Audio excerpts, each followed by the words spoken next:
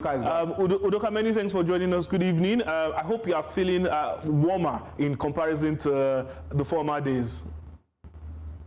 Nah, the weather is pretty cold out here. We're outside and it's about 4 degrees tonight. Wow. But of course, it's not too cold for the Super Eagles to beat Algeria tomorrow.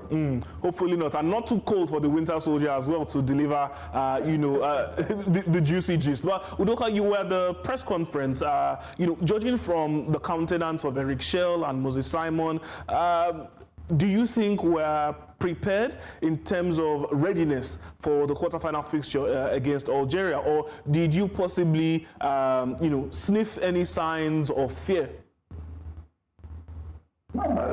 During the press conference, it was all confidence coming from Eric Chelle and Moses Simon, who spoke earlier instead of Wilfred Ndidi, the captain of the side. They were quite expressive, saying they were confident going into this game against Algeria, which kick off tomorrow. But of course, we've not seen upset so far. But Algeria is a major cracker to look out for, and for Nigeria, they've put, like I said earlier, they've put behind them what happened in 2019. With that free kick Riyad Mahrez scored to win that game for Algeria, 2-1. But of course, for Nigeria, they are quite confident going into this one, hoping that they can get that win against Algeria, because the semi-final opponent is already set. Morocco is busy waiting for the next opponent in Nigeria or Algeria. Udoka, you've been at the games, you've been at the training sessions. Considering the fact that Riyad Mahrez is a world-class threat, him alone, and then talk less of his other talented teammates, do you think Eric Chelle probably would have needed or has needed to make tactical adjustments that can curb the individual brilliance of a player like Riyad Mahrez? Well, yes, we know how skillful Riyad Mahrez can be right there on the football pitch. He's the captain on the side, and he also said this is his last AFCON, so we know that he's going to give his all in that game against Nigeria, as well as his teammates. They would also want to play for him, wanting to win this tournament and dedicate the trophy to Riyad Mahrez. But of course, for Nigeria, our defense, the likes of Calvin Bassey, should be able to give Riyad Mahrez a nightmare tomorrow. And of course, the other defenders who would actually pair up with Calvin Bassey, the likes of Semi Ajayi, also are believing that they have what it takes to stop the Algerians from firing from all cylinders tomorrow. But for Riyad Mahrez, I think Calvin Bassey is the man to keep Riyad Mahrez quiet, no matter what happens tomorrow. And of course, we need to make sure that our attack is efficient enough. And I'm sure the likes of Victor Osimhen and Ademola Lookman have answers to whatever questions that will be thrown at them tomorrow. All right, Tony? Well, Udoka, those Moroccans walking behind you were trying to wave at us from your report, but it clearly shows that they are also enjoying themselves. But tomorrow is it's a big battle on our hands. I'm sure everywhere is calm. The boys are relaxed. And what about you? What can you tell us about tomorrow? What's your forecast? What's your prediction?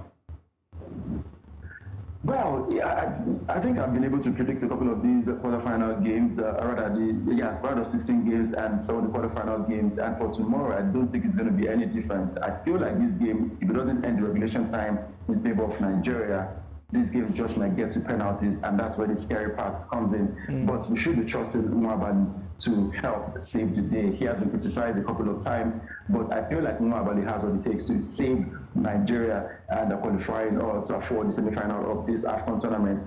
But it is definitely going to be a cracker between Algeria and Nigeria. A low-scoring game is going to be, I believe, maybe a 1-0 win for Nigeria, 1-0 win for Algeria. We'd have to be very, very sincere with ourselves. Not talk that 1 win for Algeria, I beg.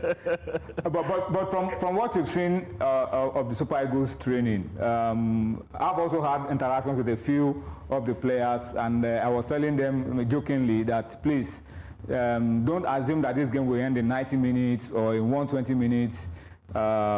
Practice penalties. Have you been seeing any sign that we're trying to at least practice penalty shootouts? Should this game not end in 90 or 120 minutes?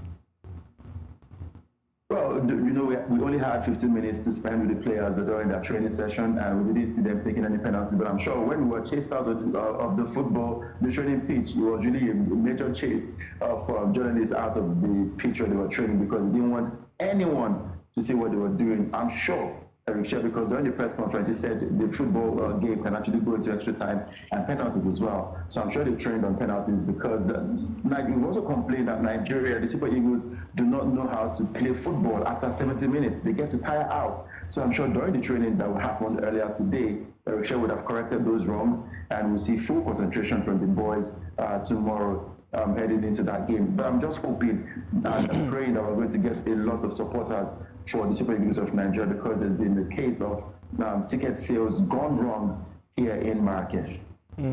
All right then, Udoka, many thanks for the updates that you've provided from Marrakech.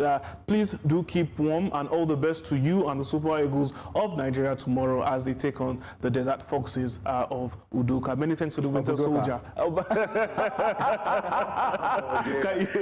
Please, the Desert Foxes of Algeria. Pardon me. Many thanks to Udoka. It's really trending that tickets were being sold for outrageous amounts of dirhams to the fans here, and also there were rumors that Algeria bought all the tickets ahead of that game against Nigeria, but it wasn't true. But tickets are quite scarce. But there's a man we interviewed. I sent that story to the group. There's a man we interviewed. He's from Badagry. He said, truly, a leading member of the Nigerian Supporters Club here in Morocco was giving tickets to give to fans, but instead he chose to sell these tickets, and not just for the normal amount, he's selling for as much as 280,000 naira in Nigerian money. Wow. So it is quite crazy right now, but we'll follow up with that story tomorrow. When we get to the stadium, we'll be sure if Nigerians are at the stadium or not, but of course we'll feel their pulse tomorrow before the game. Thank you very much for that update, Udoka.